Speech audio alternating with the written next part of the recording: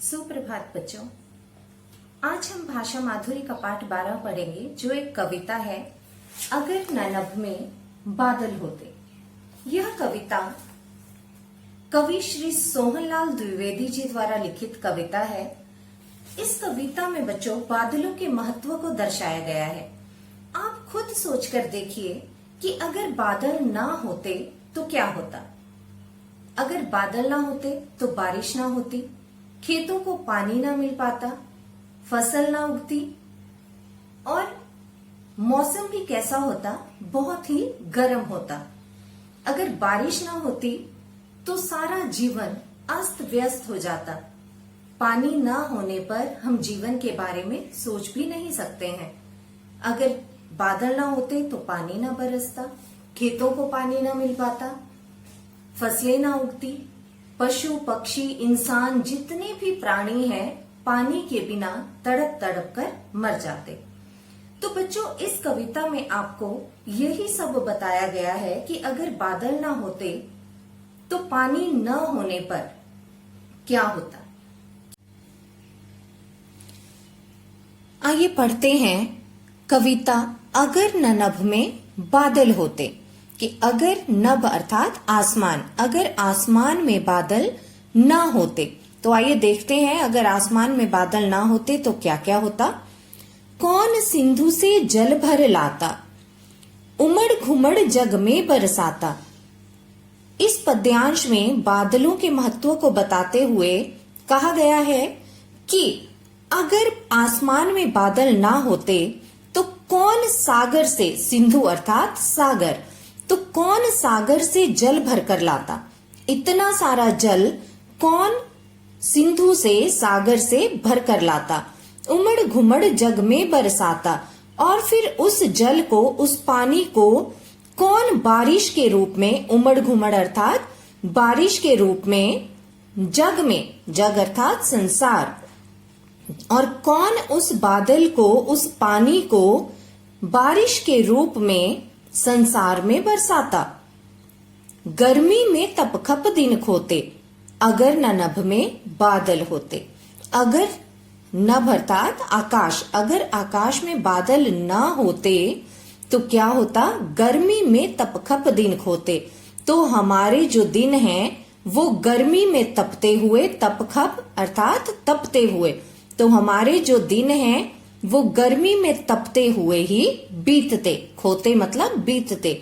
कैसे? अगर न नभ में बादल होते, अगर आकाश में बादल ना होते। दूसरा पद्यांश पढ़ते हैं। कभी न बिजली चमक दिखाती, दुनिया में क्या दमक दिखाती। कभी न बहते झरने सोते, अगर न नभ में बादल होते। अगर आसमान में बादल ना होते तो क्या क्या होता। कभी न बिजली चमक दिखाती, तो बिजली कभी भी अपनी चमक ना दिखा पाती, क्योंकि आकाश में बिजली कब चमकती है, जब बारिश होनी होती है। तो आकाश में आपने बिजली को चमकते हुए देखा होगा बहुत बार। तो क्या होता, अगर आकाश में बादल ना होते तो कभी ना बिजली चमक दिखाती, बिजली कभी भी अपनी चमक ना दिखा पाती। दुनिया में क्या दमक दिखाती, तो इस तरह दुनिया में वो कैसे अपनी दमक दिखाती। दमक अर्थात, दमक का अर्थ भी चमक होता है। दुनिया में कैसे फिर बिजली अपनी दमक या चमक को दिखा पाती। कभी न बहते झरने सोते, कभी न बहते झरने सोते, अगर न नभ में बादल होते। और अगर आसमान में बादल ना होते तो क्या होता, जो झरने हैं वो कभी भी ना बह पाते, कभी ना बहते, कभी भी ना बह पाते। झरने सोते, और कैसे, क्या लगता हमें कि झरने सो रहे हैं, वो सोते रहते, अर्थात कभी भी ना बह पाते अगर न नभ में बादल होते, अगर आसमान में बादल ना होते। तीसरा पद्यांश पढ़ते हैं। मोर न खुश हो शोर मचाते, मेंढक कभी न तान सुनाते। अब बच्चों, यहाँ पर पशु पक्षियों के बारे में बताया गया है कि अगर बादल ना होते तो इन पक्षियों के साथ भी क्या क्या होता। मोर न खुश हो शोर मचाते, आप सभी को मालूम है कि मोर कब नाचता है? जब वो बादलों को देखता है तो वो बहुत खुश हो जाता है और खुशी से नाचने लगता है। तो अगर बादल ना होते तो क्या होता? मोर भी ना नाचता, मोर ना खुश हो शोर मचाते। अगर बादल ना होते तो मोर भी कभी खुश होकर शोर ना मचा पाते, क्योंकि मोर सबसे ज्यादा खुश बादलों को देखकर होता है। और अगर बादल ना होते तो मोर कभी खुश नहीं होता और कभी शोर ना मचा पाता। मेंढक कभी ना तान सुनाते, बादल ना होने के कारण बारिश ना होती, और जो मेंढक है वो भी कभी अपनी तान ना सुनाते। तान अर्थात मेंढक जो है वो बारिश होने पर क्या करते हैं?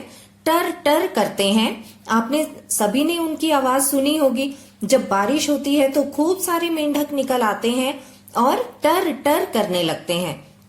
लेकिन अगर बारिश ना होती, बादल ना होते, तो मेंढक भी कभी अपनी टर टर वाली आवाज ना सुना पाते। प्यासों मरती चिड़िया तोते, और बादल ना होने पर बारिश ना होती तो क्या होता? जो चिड़िया तोते हैं, पक्षी हैं, वो क्या करते? प्यासे ही मर जाते, क्योंकि पानी की जरूरत तो सभी को होती है।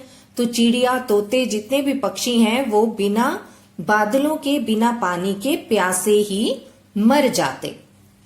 अगर न नभ में बादल होते, अगर आकाश में बादल ना होते, क्योंकि बादल होंगे तभी तो क्या होगी? बारिश होगी। और अगर बादल ना होंगे तो बारिश भी नहीं होगी और हमारा जीवन क्या हो जाएगा? अस्त व्यस्त हो जाएगा। सभी प्राणी अर्थात पशु पक्षी, इंसान, जितने भी लोग हैं वो क्या हो जाएंगे? गर्मी से बेहाल हो जाएंगे और अपने प्राण त्याग देंगे, पानी के बिना मर जाएंगे। तो आइए अगला पद्यांश पढ़ते हैं।